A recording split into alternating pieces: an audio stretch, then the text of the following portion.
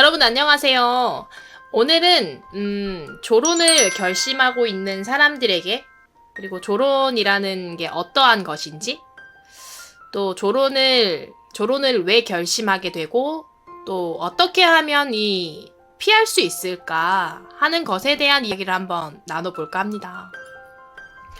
최근에는요, 오랫동안 함께한 부부가 이혼을 하게 되는 조론 이러한 경우가 어떻게 보면 사회적인 분위기에서 조금 더 많이 형성되고 있는 것 같아요.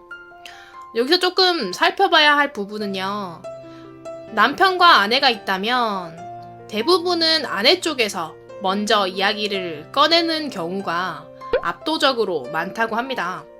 물론 서로에 대한 장기적인 이 애정과 사랑이 남녀 간의 차이는 있을 거예요. 연구적인 결과에서 봤을 때는 남편들은 오랫동안 함께한 상대한테 애정이 자꾸 증가한다고 합니다. 그런데 반대로 아내는 감소한다라는 이야기가 있대요. 그리고 여성 같은 경우에는 이 애정의 증거로 유대감, 마음에서 나오는 유대감을 원하는 경향이 좀 높다고 합니다. 그래서 자기의 말과 기분을 이해해 주기를 늘 바라는데요. 근데 이해해 주지 않는 상대에게 애정이 점차 식어버리는 이러한 경우라고 해요. 보통은 일이 바쁘다, 그리고 피곤하다 이런 이유 때문에 평상시에 와이프의 말을 들을 여유가 없으면 결과적으로 봤을 때 상대방에서 입장에서는, 아내의 입장에서는 무시한 게 되어버릴 수도 있거든요.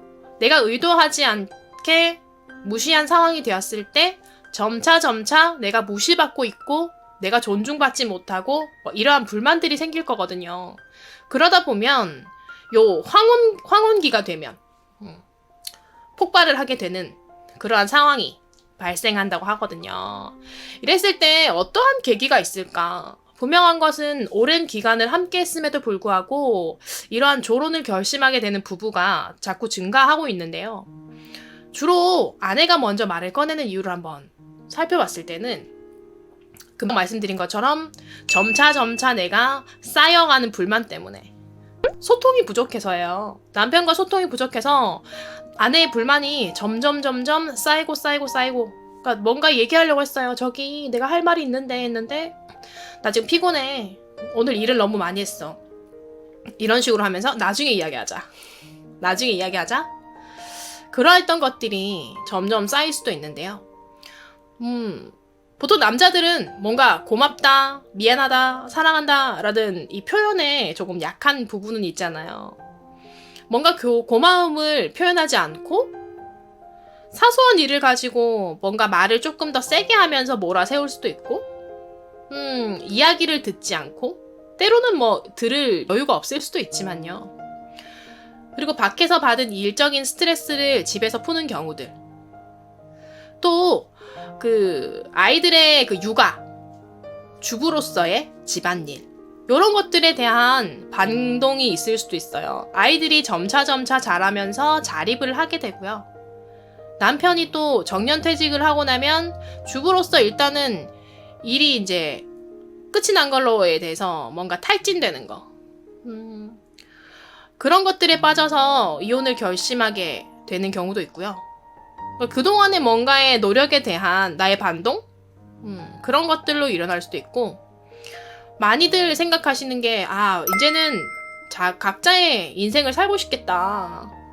뭔가 다들 자립하고 나선 내가 혼자 남았을 때 이제는 나도 앞으로는 나를 위해서 한번 살아보자 하면서 자기의 인생을 다시 시작하고 싶다라는 생각을 하게 될 수도 있대요. 좀 전에 제가 이제 탈진이란 말을 썼었는데요. 탈진 증후군이라고 해서 아이들이 다 독립을 하고 남편이 정년기를 맞이해요. 그랬을 때에 뭔가 정신적으로 내가 이제 더 이상 할 게 없어지는 거예요. 그러면서 정신적으로 허무해져서 우울 상태가 되는 증상들이 간혹 발생을 하고요. 그리고 아이들이 다 집을 떠나고 다 독립을 하면서 뭔가 내가 의욕을 잃어서 우울해지는 증상이라고 해서 이 빈둥지 둥지가 비어버린 거예요. 그러한 증후군의 이야기들도 있어요.